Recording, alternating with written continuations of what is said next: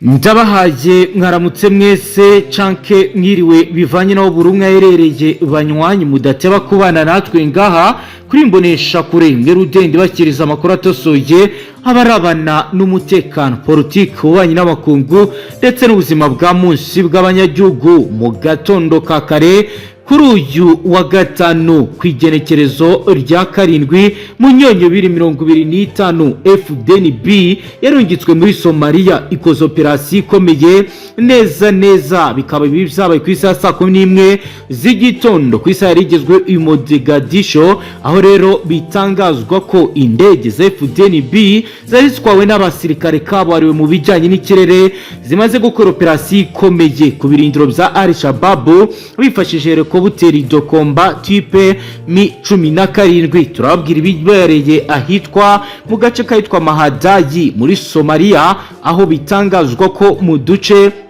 Al-Shabaab igenzurwa turi kwibasirwa bikomeye n'igisirikare cy'u Burundi, ahitwa Bachadamyan, ahitwa Fidao, ahitwa Burane, byose birakorwa na FDNB yashyizwe ku murongo na son excellence Evariste Ndayishimiye. turababwira rero biri kugenda bikorwa ndetse na operasiyo ikomeye, turebe ibijyanye na appui aérienne tactique, turebe ibijyanye na patrouille motorisée avec unité de reconnaissance, bakoze akazi gakomeye. Bikaba kandi bibihaye igituze rikomeye abaturage bamaze igihe barazengerejwe n'ibikorwa bya Al-Shabaab imaze igihe kinini mu bikorwa bimeze nabi. Bikaba rero bijyanye na African Transition Mission in Somalia Atimas, aho bigaragara ko kazi gakomereje mu bindi bice. turababwira operasiyo uburyo yakozwe ndetse nuko kugeza ngubu bihagaze, aho bitangazwa ndetse bikanemezwa ko hakomeje kugenda hagaragara impinduka mu mikorere y'igisirikare cy'u Burundi mu bikorwa cyagiye kijyamo, ku by'umwihariko bikaba bigaragara ko bari guhindura ibijyanye n'imikorere. turababwira rero ibibereye Jahad Forwarding Operating Base OFB, turebe ibijyanye n'ibiri kuyo biragenda bigaragara. turaza kandi kubabwira akazi gakomeye gakorewe muri aka gace gaherereye mu ntara ya Shabelle ahamaze igihe kinini hagaragara ihungabana ry'umutekano. turaza kandi kubabwira uko kuri serire de renseignement bihagaze, aho bitangazwa ndetse bikanemezwa ko kuri ubu hakomeje kugenda hagaragara ko ibi gisirikare cy'u Burundi cyamaze guhagurukira uyu mutwe w'iterabwoba wa Al-Shabaab umaze igihe kinini uzengereza abaturage. turaza kandi no kubabwira ibijyanye n'umusadu ukomeye ukomeje kugenda utangwa n'ibihugu bifatanya n'igisirikare cy'u Burundi muri aka kazi. turaza kandi no kurebera hamwe ibiri kugenda bigaragara ndetse n'ibiri kugenda bikorwa n'abasirikare barongoye izi ngabo ziri gukora ibi bice. turaza kandi kubabwira ibi kazi gakomeye kakozwe na kompanyi Koblade ndetse n'ibiri kugenda bigaragara bijyanye n'akazi kagenda kaba mu bice byitwa Abudar, nkuko rero bitangazwa na Mohamedi. uyu rero akaba ari umuyobozi w'akarere kahitwa Bachadewen, nkuko rero tugiye kubigarukaho tubaye ikaze kuri iyi paji ikomeye y'amakuru. gusabe rero kuri dukurikiye bwa mbere uhita ushonda sabone ngaha tubashyikiriza amakuru atosoye yarabana n'umutekano politiki ubanye n'amakungu. uyu ni umuyoboro mushya twafunguye kugira ngo dukomeze tubagezeho amakuru utasanga ahandi. icyo usabwa rero nta kindi kuri dukurikiye bwa mbere n'ugufyonda sabone, aho rero tugiye kuraba ibiri kugenda bikorwa. bimaze igihe kinini bigaragara ko igisirikare cy'u Burundi cyagiye gitumwa mu bice bitandukanye kugarura amahoro. murabizi Igisoda cy'u Burundi cyatabaye ubuseruko bwa leta iharanira intwaro rusange ya Kongo yugarijwe n'umuhari w'izasarambwe umaze igihe kinini urwana na leta ya Kongo. kuri ubu rero hari akazi gakomeye n'ubundi kari gukorerwa muri Somalia. reka turabe uko bizatangiye ndetse n'uko kugeza ubu bihagaze.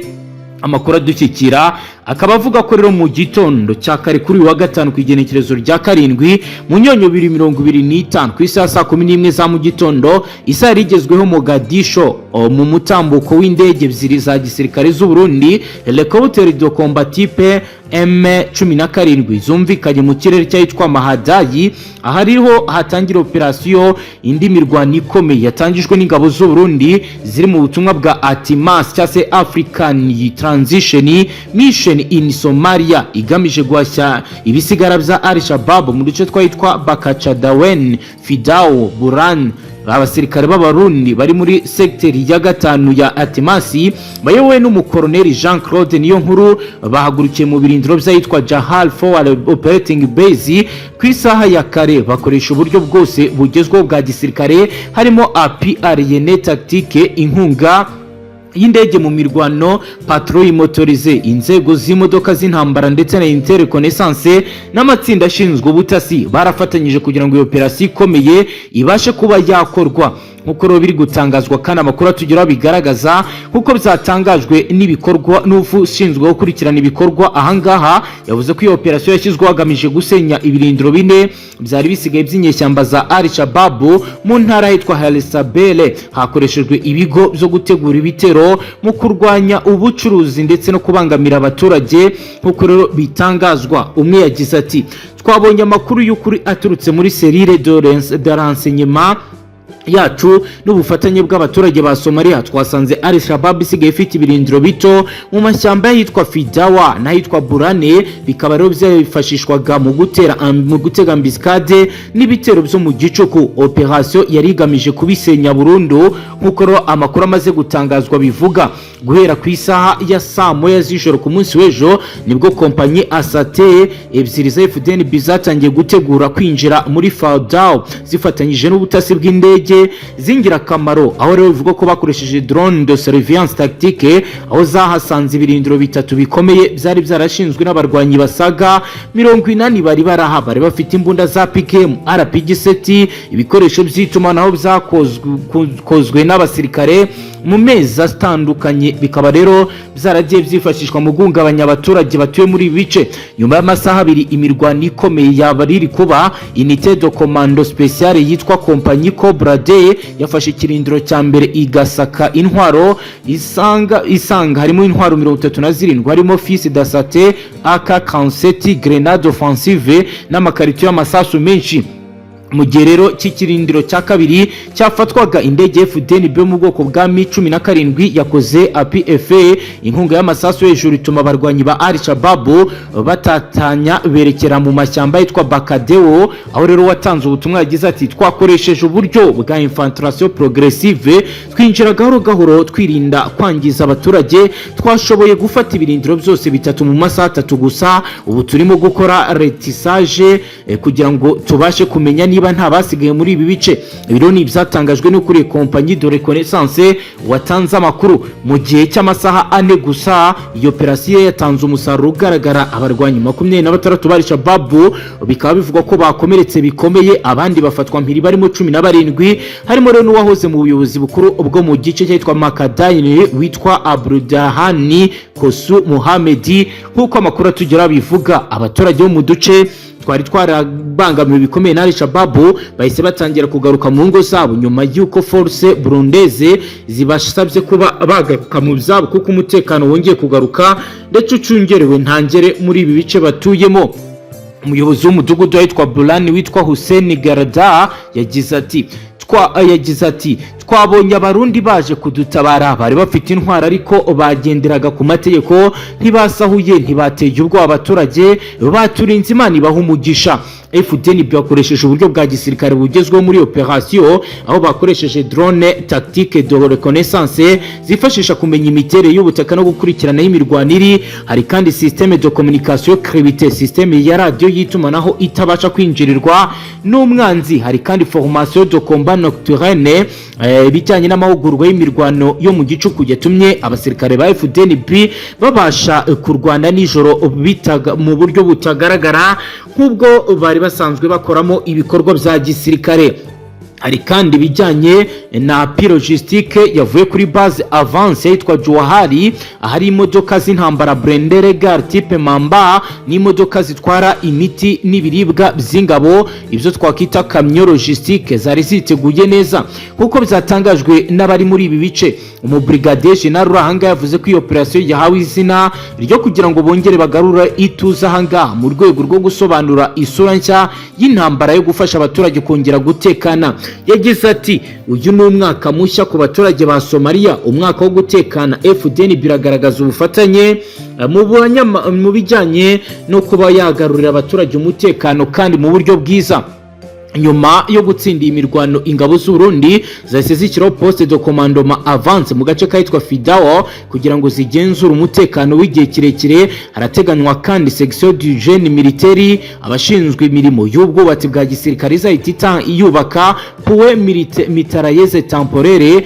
Bikaba rero bivuga ko ahagomba kubaka ibirindiro bikomeye kugira ngo bacunge umutekano.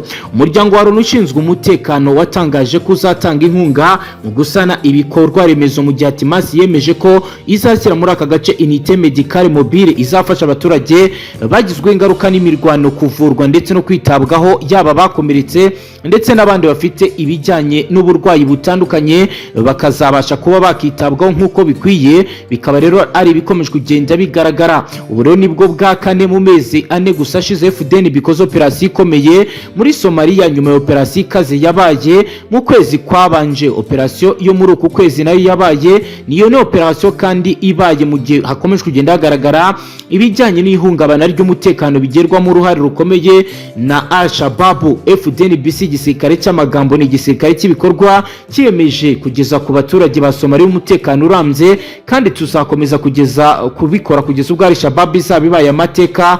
Ni ibyatangajwe n'umubrigadier General aganiriza abaturage mu ndwi iheze. Kugeza ubu kandi nk'uko bigaragara hakomeje kugenda hakorwa ama operasiyo akomeye nk'uko byagiye bivugwa. Reka tubabwire ibindi byagiye bigaragara mu ndwi iheze, aho rero ku mugoroba wo kwigenekerezo rya kane Munyonyo amabwiriza FDNB yatanze nabwo bagabye igitero gikomeye cyihariye muri operasiyo yabaye ikoranywe ubuhanga bise operation de haute intensité, yari igamije gukuraho imiyoboro n'ibirindiro byari Shabaab byari byarafashwe mu bice bitandukanye byari bimaze iminsi bigaragaramo umutekano muri ahangaha. Nk'uko rero bigaragara kandi bivugwa, iyi operasiyo yagaruye umutekano mu bice bitandukanye. Ni mu gihe rero Atimasi yagiye igira politike zo gusubiza no gutegura ibice bimaze igihe kinini bigaragaramo umutekano muke bikongera bigatekana. Nk'uko rero batanze amakuru bagiye babivuga, bagiye bagaragaza ko ibiri kugenda biba ndetse n'ibiri kugenda bikorwa biri gufasha abaturage kugaruka mu byabo. Abaturage batuye muri ibi bice witwa Sefu Muhammad Muri yagize ati kugeza ubu umutekano wongeye kugaruka, abaturage turi kuryama tugasinzira, nta kibazo dufite cy'ubuzima, dufite kandi icyizere cy'ejo hazaza bitandukanye n'uko mbere byari bimeze. Kugeza ubu rero abaturage baravuga ko ibiri kugenda biba ndetse n'ibiri kugenda bikorwa bitanga icyizere.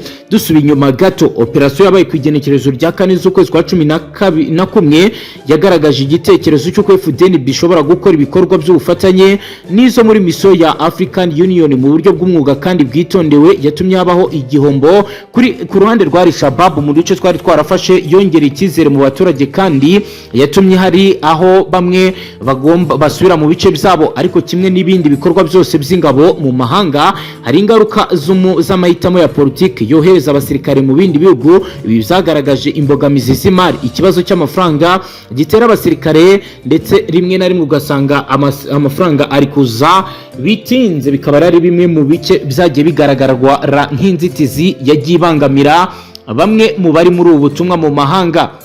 FDNB ikaba rero yaragerageje kugenda ikora ibishoboka byose ndetse igenda igaragaza ko ifite ibikoresho bikomeye. Kugeza ubu rero nk'uko bigaragara, FDNB yatanze umusada ukomeye muri Somalia ndetse no muri Congo mu bihe bitandukanye, ibyishimirwa ko yabikoze kandi ikabikora neza. Ngaye nguko reka dusoreze ngaha, tubashimire cyane wowe udukurikiye diffusion ndasabure, ntuzongere gucikwa ngaha tubashyikiriza amakuru atosoye abarabana n'umutekano, politiki, ubanye n'amakungu ndetse n'ubuzima bwa munsi bw'abanyagihugu. Hasta la vista.